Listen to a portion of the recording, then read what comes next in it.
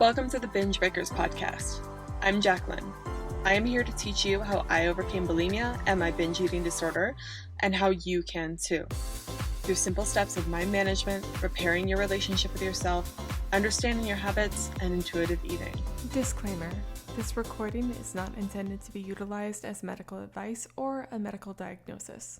If you think you're in need of medical attention or treatment, please seek it immediately. This recording will also contain sensitive subjects such as binging and purging, weight, and depression. Please listen at your own discretion and do what you think is best for you. Hey everyone, before this episode starts, I just wanted to let you know that I'm hosting a 5-day binge-free challenge this Monday, May 16th. If you want to join, all you have to do is check the link in the description below of the podcast that says 5-day binge-free challenge.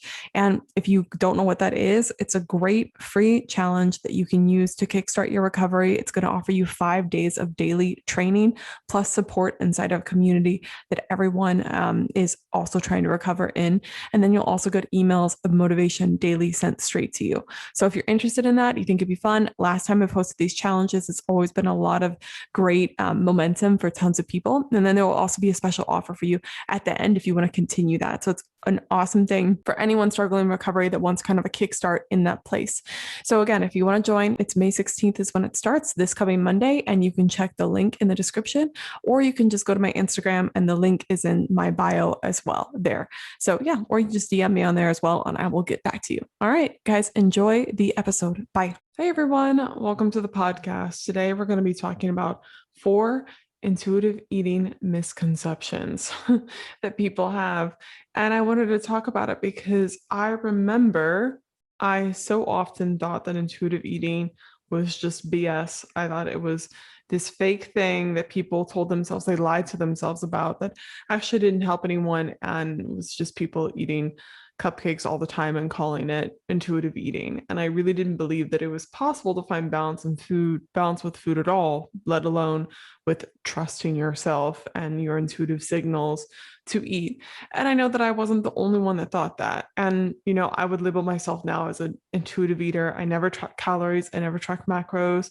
I never try to schedule or plan my food. The most planning that I do is when I go grocery shopping or ask my boyfriend, hey, what do you want to eat tonight? So I think, and it's crazy because, you know, my body is balanced out. I feel so much better and I feel so much less obsessed with food and have the best relationship with my health that I've ever had. And I'd say I eat better than I ever have due to intuitive eating. So I will talk about the misconceptions and why they're misconceptions during this episode, because I know a lot of people feel the same way. I'm not the only one. But before that, I just wanted to read a really sweet review that one of my group coaching members gave me that I thought it really encapsulated why group coaching is so powerful and what type of community we have inside the Binge Breakers group coaching community and the Binge Breakers recovery course. So this is what this person said. Thank you so much, Jackie. I wasn't going to talk today in the group session because I always feel embarrassed talking about my bulimia, and I don't feel understood when I'm doing that. But today I felt so well after I did. I overcame one of my fears talking in public and say something about myself and my struggles. I'm very grateful because I related so much with you and the other girls that talked today too. The fact that even being nervous and terrified, we did it. Again, I am very grateful to have met you. Thank you from the bottom of my heart. It is amazing, the feeling of being secure in an environment and feel heard and validated. And I know the person that wrote this, obviously, she's just so sweet. Like a lot of people in the group, they're trying very hard. And these group coaching calls, what she described of being able to speak about what she's struggling with and knowing that people relate to her and she related to other people, and also getting help and direction on what she's struggling with. That is something that group coaching is so powerful, that can be so powerful because it really, really helps you open up and also helps you feel less alone and learn from others. And the more you speak about things that bring you shame, which you shouldn't feel shame for bulimia anyway, but the more you speak about it, the more it can't hold power over you anymore. I think one of the best things I didn't realize the benefits would be of releasing this podcast originally was the fact that I just kind of owned it. I owned that I struggle with bulimia. I own my struggles, and I still feel like I own a lot of my struggles now. And when you own it and you talk about it, it almost dissolves the power it has over you, because you're like, hey, here's me. This is what I'm working on. This is who I am. And if you don't like it, you can go. And so I think this person is possibly feeling that. And also what she's talking about, being secure in an environment that is warm and welcoming. That is what the group is. So thank you so much for that review. I just wanted to read it here. Like I offer coaching, group coaching, and an affordable bulimia recovery course. If you're looking for more guided support in your recovery, all of these are great options. You can find all of that info in the show notes or at bingebakers.com. I am also on Instagram at bingebakers_bulimia. I do a lot of reels as well, so you can watch me make a fool of myself on there. And also, if you love the show and you found a lot of benefit from it, please consider giving it a rating and review. It helps the show get found. It helps my podcast get seen more, and obviously helps me, but it also helps people that are looking for help find the podcast more easily. Okay, let's talk about these misconceptions. Let's get into it. The number one misconception that I think is widespread and rampant is that intuitive eating is just eating cupcakes and pizza all day long. And also, furthermore, that intuitive eating is whenever you get any whim or even little to mild like desire, any sort of inkling that, hey, I want a cupcake, or hey, I want that Mars bar in the store, or whatever it is, I'm craving chimichangas, I don't know, but that you do it, that as an intuitive eater, you just eat whatever your body wants at any given moment, and that is what it is, and it moves on. What intuitive eating actually is a combination of you utilizing all your senses and desires and knowledge coming together. So I used to think that, intuitive eating is just trusting your body only and not using your mind at all. And that is not what intuitive eating is. I love in the book, they describe it as a culmination of all the voices that you have. You've got the nutritionist, the guidance person, the intuitive eater voice, and trying to use all of the knowledge that you have to trust then your intuition of what you think will be best for you. So it's really hard also when you're struggling with bulimia and binge eating. You feel so uncontrollable around food, and you think that if I were just to trust my intuition, I would eat pizza all day long, and I would eat boxes and boxes of pizza, not just one pizza. So what are you telling me to just trust my intuition? It takes practice to become an intuitive eater. It doesn't happen overnight. When I started my intuitive eating journey, I was eating a lot more junk food than I realized, and emotional eating. But over time, things became a lot more clear, and I understood things more the more I got practice eating those types of foods, eating foods that made me feel better, and getting used to that. In the beginning, sometimes in an intuitive eating journey, you do want to eat more junk food. But over time, you start to notice that when you're eating that food all the time, you feel like crap, and you start to change that.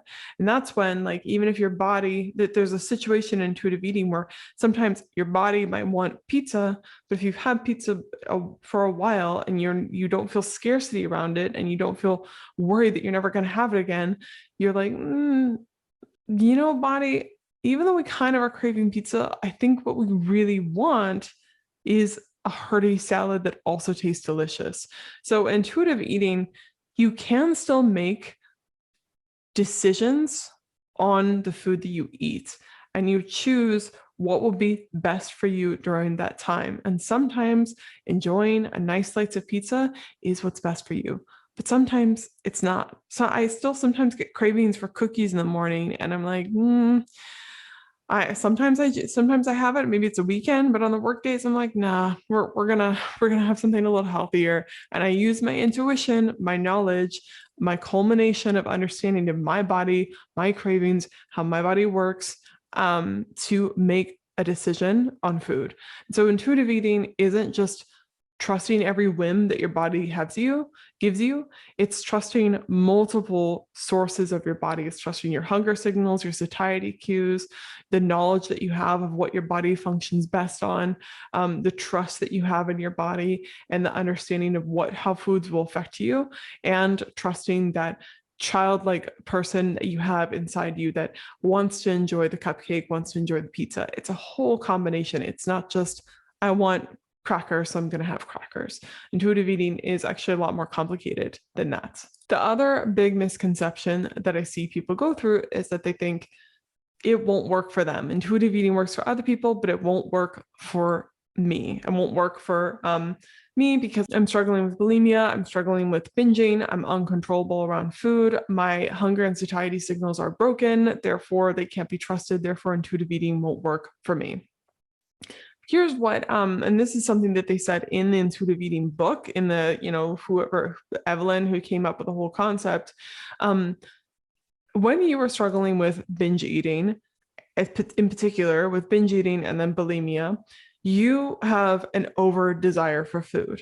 And you do have to learn, and you can learn this through intuitive eating, how to bring it back in, how to cut back a little bit on the quantities of foods that you were eating or you desire to eat. There is a big learning curve when you're trying not to binge anymore, because even though you know binging is not good for you, you want to stop, you're still used to massive quantities of food. And so you don't necessarily feel satisfied until you reach that point.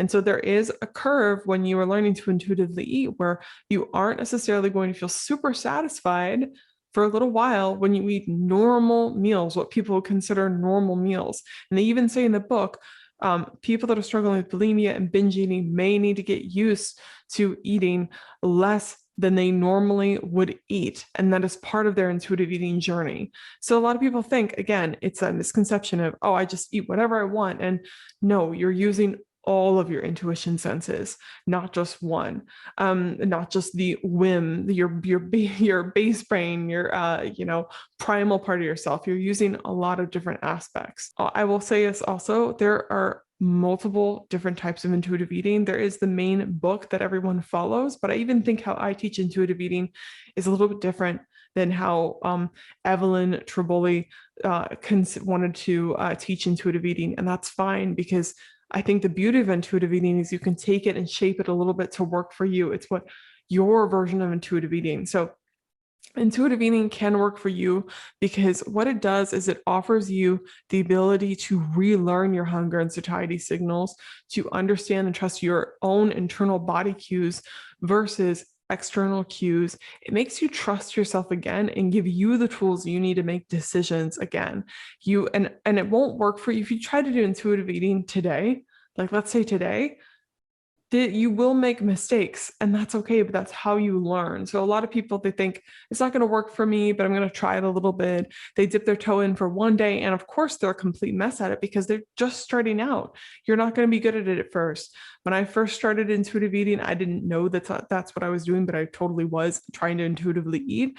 I ate way too much. Like I remember there's this hard shell chocolate topping you put on top of ice cream. I don't ever have it anymore, but that was like one of my favorite binge foods to put on ice cream. And then I would allow myself to have it. And I was going through bottles a week of that chocolate magic shell, and I didn't think it was an issue, but eventually I got to the point where I didn't want to eat that anymore. I probably got sick of it, honestly, but over time, your satiety signals change, your hunger signals change, your body, like with anything else, adapts. It's so crazy how we can always understand that our bodies adapt over time to many different situations, but for some reason we think it can't adapt for diet and what we eat. It's just such a a bias there we have when we struggle with bulimia, and it's because you have years and years of evidence to the contrary. I get that. But please know that it very well can work for you, and it's been very successful. You just have to work it and tweak it to be your own intuitive eating journey. And I think how I teach it in my recovery course, the intuitive eating section I have in there, is really helpful because it's specifically laid out for people that struggle with binge eating in particular, because I know what it's like to not trust those signals. And so you have to go into that. But anyway, the third thing, which I already kind of mentioned, was that they think intuitive eaters don't overeat. They never make mistakes with food, and they eat perfectly all the time. And they always eat to this perfect sense of satisfaction, and they never go more, they never go less, and they always eat when they're hungry and they stop when they're full. And that's that.